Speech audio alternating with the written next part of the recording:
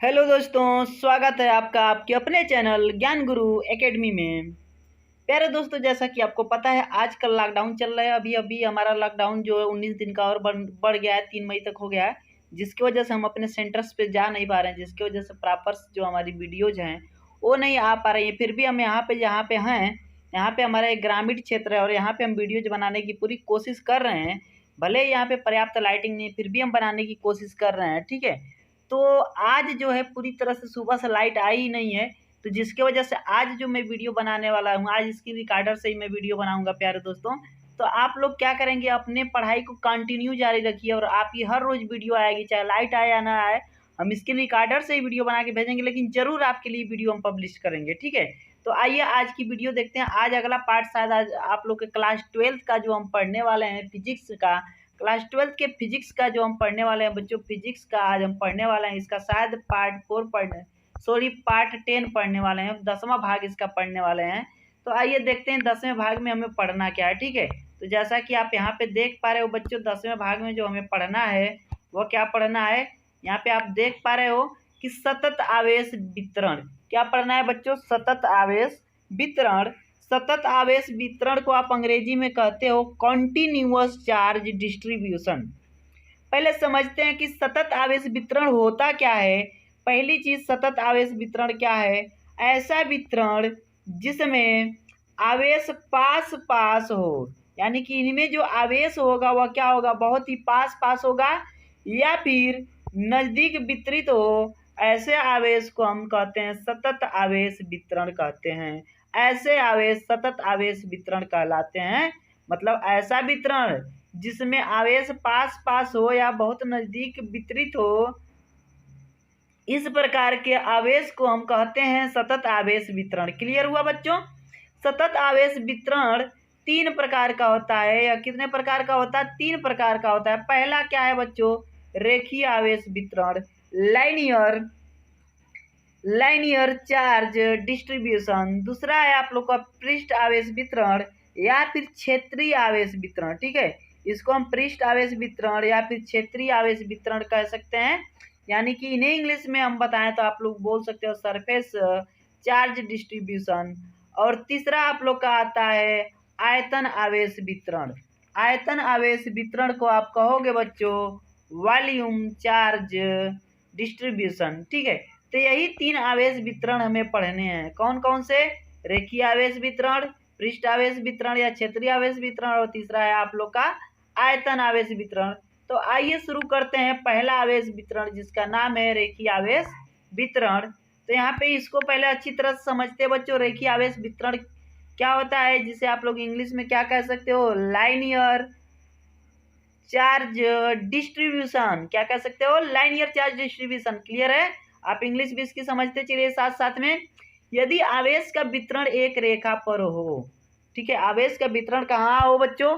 एक रेखा पर हो। मान लीजिए कि यहाँ पे कोई आपने एक रेखा खींच दी, यहाँ पे यदि आवेश का वितरण हो, ठीक है, यहाँ पे एक रेखा का वितरण हो, तो इसे क्या कहते हैं? आवेश का वितरण का मतलब यहाँ पे मान लीजिए आवेश है प्लस आवेश, यहाँ पे आवेश का वितरण क्या होता है हो। अभी अभी तो आप पढ़े हो क्या, ऐसे आवेश वितरण जो कि पास पास हो। ठीक है, तो यहाँ पे आवेश का वितरण क्या हो बच्चों? ठीक है, रेखा पर हो, तो इसे रेखीय आवेश वितरण कहते हैं। इस रेखा पे देखिए प्लस जो चार्ज है ये हमने वितरित किया है। मान लीजिए यहाँ पे जो चार्ज है क्या है बच्चों? ठीक है, क्यू आवेश है। क्या है? क्यू आवेश है। तो इस वितरण में उपयोग में आने वाला पथ, जो ये पथ है इसके वितरण के उपयोग में आ रहा है, आने वाला पथ रेखीय आवेश घनत्व कहलाता है। इसे हम क्या कहेंगे बच्चों? रेखीय आवेश घनत्व कहते हैं। इसके वितरण में आने वाला ये जो पथ है वो क्या कहलाएगा? रेखीय आवेश घनत्व। फिगर एक बार फिर से इसका बना देता हूँ, ध्यान से आप लोग देख लीजिए। मान लीजिए कि ये कोई आपका आवेश किस पे है बच्चों? रेखा पे है, इस तरह से वितरित है इसमें आवेश। देखिए यहाँ पे वितरित है आवेश। ये आवेश मान लीजिए कि क्यू आवेश है। क्या है? क्यू आवेश है। तो अब हम कह सकते हैं कि ये किसमें है? इस वितरण में क्या हुआ है? उपयोग में आने वाला पथ, इसके उपयोग में जो है आने वाला पथ है, ठीक है, रेखीय आवेश घनत्व कहलाता है। इसी को हम क्या कहते हैं बच्चों? रेखीय आवेश घनत्व। तो इसकी जो डिफिनेशन होगी वह क्या होगी? इसकी डिफिनेशन हम एक भाषा में एक लाइन में बता सकते हैं। क्या कि आवेश जो इस पे आवेश है, आवेश प्रति एकांक लंबाई, इसकी लंबाई पे तो यह है, ठीक है, किस पे है, लंबाई पे, लंबाई को यल कहते हो, इनके बीच की कुछ यहाँ से यहाँ तक लंबाई है बीच में, इस लंबाई को आपने क्या माना, यल। तो क्या कह रहा है कि प्रति एकांक लंबाई रेखीय आवेश घनत्व कहलाता है। आवेश की प्रति एकांक लंबाई क्या कहलाता है बच्चों, रेखीय आवेश घनत्व कहलाता है। तो यहाँ पे हम कह सकते हैं ना, क्या कह सकते हैं कि जो इसका आवेश था, जो इस पे आवेश लगा हुआ था, इस पे जो आवेश लगा हुआ था बच्चों, आवेश जो लगा हुआ था वह, और इनके बीच जो दूरी यल थी, क्या थी, दूरी यल, ठीक है, तो इनका अनुपात हो जाएगा। तो हम यहाँ पे लिख सकते हैं रेखीय आवेश घनत्व। रेखीय आवेश घनत्व को हम किससे डिनोट करते हैं, लेमडा से। यहाँ पे आप देख पा रहे हो कि लेमडा का साइन बना हुआ है। तो रेखीय आवेश घनत्व बराबर हो जाएगा आवेश बटा में लंबाई। आवेश इस पे क्या लगी हुई है, क्यू, यानी हम लिख सकते हैं क्यू, अब बटा में लंबाई इसका क्या है, एल है, क्यू बाई एल। ये आपका आवेश है, तो यहाँ पे आवेश लिखा गया है, और यहाँ पे एल इसकी लंबाई है। आवेश बटा में लंबाई हम लिख सकते हैं, कोई दिक्कत नहीं। और हम इसका एक चीज़ और लिख सकते हैं बच्चों, आवेश, इसका जो मात्रक होता है, आवेश का मात्रक कूलाम और लंबाई का मात्रक मीटर, तो यहाँ पे इसका कूलाम पर मीटर इसका आवेश भी हो जाएगा। क्लियर हुआ इतना आप लोग को, ठीक है। तो यहाँ पे आपने अभी अभी पढ़ा रेखीय आवेश वितरण। अब आगे देखते हैं अगला वितरण क्या है। अगला वितरण आप लोग का है बच्चों पृष्ठ आवेश वितरण। पृष्ठ आवेश वितरण को आप लोग एक और नाम से जानते हो, क्षेत्रीय आवेश वितरण, surface charge distribution, surface charge distribution. अब थोड़ी सी इसकी डिफिनेशन समझते हैं। यदि आवेश का वितरण एक समान क्षेत्रफलों पर में हो तो इसे पृष्ठ आवेश वितरण कहते हैं। यदि आवेश का वितरण एक समान क्षेत्रफलों में हो, अब इसका वितरण कैसे है बच्चों, क्षेत्रफलों में, जैसे मान लीजिए कि यहाँ पे एक समान कोई क्षेत्रफल है, यहाँ पे मान लिया कि इस तरह से एक समान कोई क्षेत्रफल है, इसमें आवेश कुछ इस तरह से वितरित है, एक समान क्षेत्रफल पे आवेश वितरित हो गया, ठीक है। तो यहाँ पे जो आवेश की मात्रा है वो क्यू हमने मान लिया, ठीक है, हो, तो इसे हम क्या कहते हैं, पृष्ठ आवेश। तो इसी को हम क्या कहेंगे बच्चों, पृष्ठ आवेश वितरण कहते हैं। इस वितरण में उपयोग में आने वाला पद पृष्ठ आवेश घनत्व कहते हैं। कह रहा है कि इसके वितरण में जो उपयोग आने वाला पद होता है, इसको हम क्या कहते हैं बच्चों, पृष्ठ आवेश घनत्व कहते हैं, ठीक है। इसको भी हम एक लाइन में इसकी डिफिनेशन हम बता सकते हैं। क्या है बच्चों, आवेश प्रति एकांक, उसमें भी प्रति एकांक, उसमें लंबाई पे लगा था, और इसमें किस पे लगेगा बच्चों, इसके क्षेत्रफल पे। मान लिया कि इसका क्षेत्रफल ए है, किस पे लगेगा, क्षेत्रफल पे। तो आवेश प्रति एकांक क्षेत्रफल पृष्ठ आवेश घनत्व कहलाता है। तो फिर बेटा क्या हो जाएगा, आवेश बटा में ए, यानी कि आवेश का मान क्या था, क्यू, और बटा में क्षेत्रफल का मान क्या है, ए। लिख सकते हैं आवेश बटा में क्षेत्रफल, यहाँ पे है आवेश बटा में क्षेत्रफल। अब आवेश का मात्रक क्या हो जाएगा, कूलाम, और क्षेत्रफल बराबर क्या होता है, लंबाई गुणा चौड़ाई, इतना होता है। क्षेत्रफल बराबर क्या होता है बच्चों, क्षेत्रफल बराबर लंबाई गुणा चौड़ाई। तो लंबाई का मात्रक मीटर, तो चौड़ाई का मात्रक भी मीटर, तो मीटर का स्क्वायर हो जाएगा, तो कूलाम पर मीटर स्क्वायर, इसका भी क्या हो जाएगा, मात्रक निकल जाएगा। क्लियर हुआ। चलिए अब हम अपने तीसरे आवेश वितरण पे चलते हैं। हमारा तीसरा आवेश वितरण है बच्चों आयतन आवेश घनत्व। आयतन आवेश घनत्व क्या होता है, इनको पहले समझ लेते हैं, ठीक है। तो आयतन आवेश घनत्व क्या है, यदि आवेश का वितरण एक समान आयतन में हो तो, यानी एक समान आयतन का मतलब ये हुआ बच्चों कि मान लीजिए कि कोई 3D डायमेंशन है। 3D डायमेंशन का मतलब मान लीजिए कोई क्या है, घनाभ है, घन है, कुछ इस तरह से है, ऐसे में हो, ठीक है। क्या हो बच्चों, ऐसे में किसी घनाभ या घन में हो, तो उसमें क्या हो, यदि आवेश का वितरण एक समान आयतन में हो तो इसे आयतन आवेश वितरण कहते हैं, ठीक है। क्या होगा बच्चों, मान लीजिए इसमें समान रूप से पड़ रहा है, हर तरफ ये आयतन क्या हो रहा है, पड़ रहा है, तो इसे हम क्या कहते हैं, एक समान आवेश वितरण कहते हैं। इस वितरण में उपयोग में आने वाला पद आयतन आवेश घनत्व कहलाता है। जो इसके उपयोग में आने वाला पद होता है वह आयतन आवेश घनत्व कहलाता है। क्लियर है।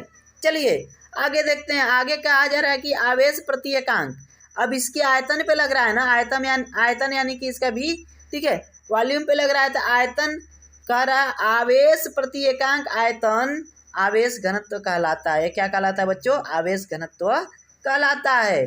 तो आवेश जो आयतन आवेश है, आयतन आवेश का घनत्व तो क्या हो जाएगा बच्चों, इनके बीच जो ये क्या है परिमाण है, किसका मान है बच्चों, आवेश का, ओ अब बट्टा में क्या हो जाएगा इसका भी, तो Q/V यानी कि आवेश बट्टा में आयतन, आवेश बट्टा में आयतन यहाँ लिखे हैं, आवेश का मात्रक कूलाम और आयतन का मात्रक क्या हो जाएगा, आयतन बराबर हम क्या लिखते हैं बच्चों, लंबाई गुणा चौड़ाई गुणा ऊंचाई, क्या लिखते हैं, लंबाई चौड़ाई ऊंचाई, लंबाई का मात्रक मीटर और चौड़ाई का मात्रक मीटर और ऊंचाई का मात्रक भी मीटर। तो मीटर 3 बार हो गया तो हम क्या लिख सकते हैं, मीटर का क्यू। तो यहाँ पे हम लिख सकते हैं आवेश के लिए कूलाम C पर आयतन मीटर क्यू, C पर मीटर क्यू यानी कूलाम पर मीटर क्यू, कूलाम बटे में मीटर क्यू घन मीटर। ठीक है, ये हुआ आप लोग का आयतन आवेश घनत्व।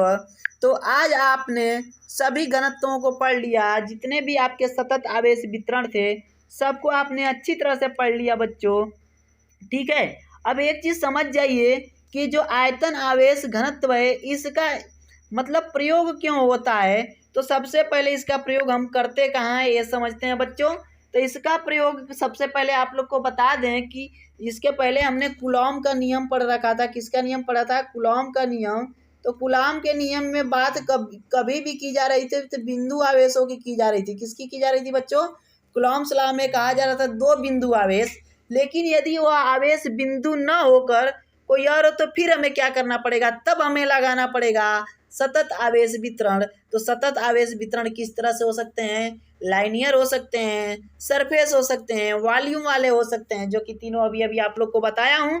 ठीक है, तो इसका मतलब ये हुआ कि कूलॉम के नियम में तो बिंदु आवेश के बारे में बात करते हैं और आवेश बिंदु रूप में न हो।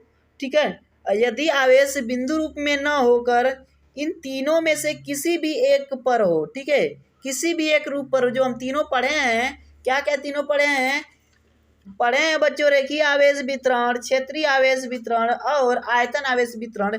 इन तीनों में से किसी एक रूप पर हो तब हम इस पूरे आवेश के कारण किसी एक बिंदु पर, ये जो पूरा आवेश है इसके कारण किसी एक बिंदु पर क्या करेंगे बच्चों, बिंदु पर विद्युत क्षेत्र की तीव्रता ज्ञात करना चाहें। अगर किसी एक बिंदु पर हम विद्युत क्षेत्र की तीव्रता ज्ञात करना चाहें तो इसके लिए हम एक नियम अपनाएंगे।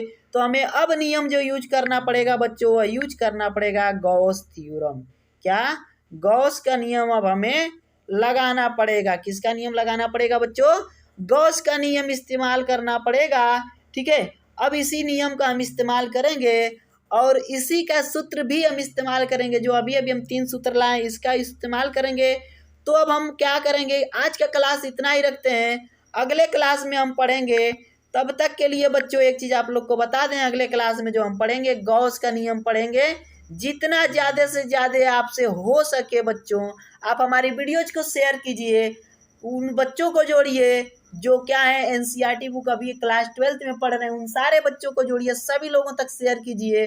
और अभी तक तो आपने हमारा चैनल सब्सक्राइब कर ही लिया होगा, अगर नहीं किए हैं तो जल्दी से कर लीजिए, क्योंकि ये वीडियो आपके बोर्ड एग्जाम के लिए बहुत ही आपके लिए लाभदायक बेनिफिशियल होने वाली है। जितनी मैं आप लोग को बोर्ड एग्जाम तक पढ़ा दूंगा उतना शायद ही आपको कहीं मिलेगा बच्चों। और एनसीईआरटी की हर सब्जेक्ट हमारे चैनल पे पढ़ाई जाएगी। इसके लिए आपको क्या करना पड़ेगा, हमारा चैनल सब्सक्राइब करके बेल आइकन को ऑन करके रखना पड़ेगा, ताकि जैसे ही वीडियो हम अपलोड करें तुरंत नोटिफिकेशन आपके यहाँ पहुँचे और ज़्यादा से ज़्यादा फायदा आपको मिल सके। ठीक है, तो फिर मिलते हैं अगले वीडियो में, तब तक के लिए धन्यवाद।